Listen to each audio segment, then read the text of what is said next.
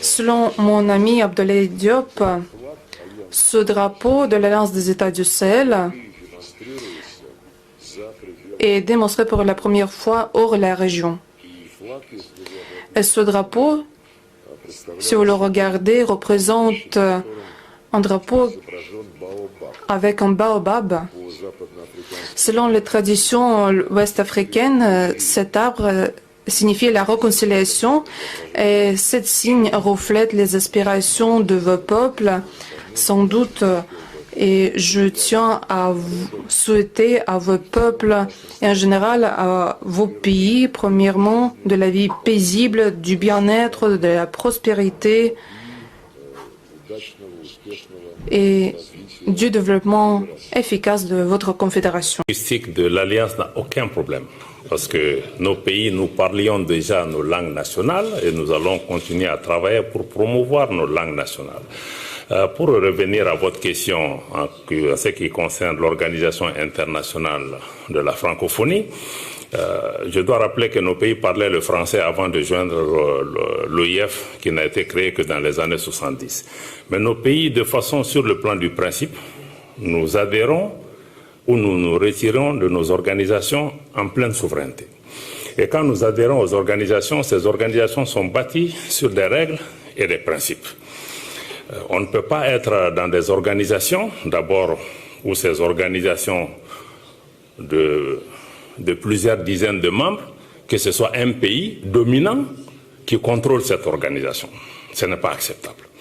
Et qu'ensuite, nous soyons dans des organisations où il y a des règles, parce que pour ce qui concerne le cas de nos pays, qui ont été suspendus de l'OIF, sur la base des textes de l'OIF, à cause des changements politiques et institutionnels qui sont intervenus dans nos pays.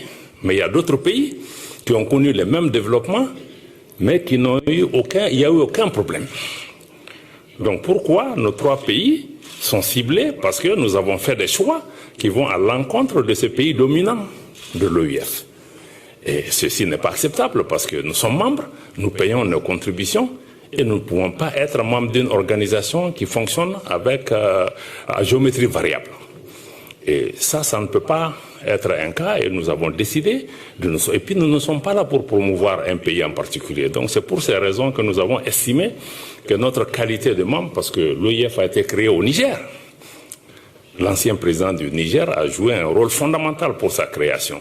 Mais nous sommes arrivés à un moment où beaucoup d'organisations sont aujourd'hui instrumentalisées, contrôlés pour des agendas politiques de certains pays en particulier, pour essayer de sanctionner d'autres pays sur la base de considérations particulières à certains pays et non sur la base des textes.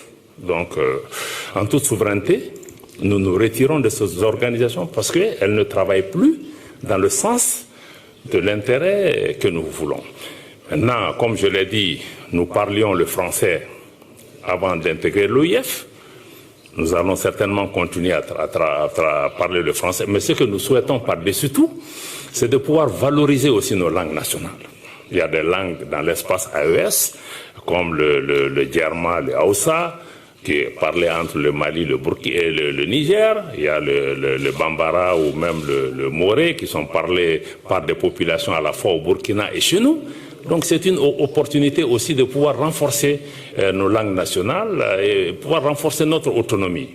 Voilà, ce sont ces raisons qui nous ont conduits à nous retirer de cette organisation. Et nous le ferons pour toute organisation qui sort de son mandat et qui se met à jouer la politique pour un ou deux pays. Nous avons jugé nécessaire, plus que nécessaire d'ailleurs, d'ouvrir une ambassade ici. Et sur la base de la réciprocité, la Russie est en train de faire autant. Pour le Niger, c'est déjà effectif. Nous avons notre ambassadeur qui est déjà sur place. Nous avons le personnel diplomatique qui est sur place. Nous sommes dans la logique de l'accréditation d'un attaché de défense. Maintenant, au niveau de la Russie, c'est suffisamment avancé.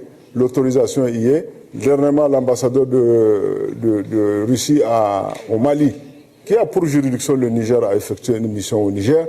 Il a visité des bâtiments, il est dans la perspective de trouver des bâtiments qui vont abriter la chancellerie, la résidence et l'ensemble du régiment de personnel diplomatique. Et nous attendons d'un moment à un autre pour que la Russie nous propose un nouvel ambassadeur. Et je vous assure, nous l'attendons avec beaucoup d'impatience et ça sera fait dans les plus brefs délais. Merci. De ma part, j'ai constaté la volonté de la Russie d'aider la Confédération sur tous les trois volets prioritaires de son activité, la défense et la sécurité, deuxièmement l'économie, et troisièmement la diplomatie en tant que participation au processus international.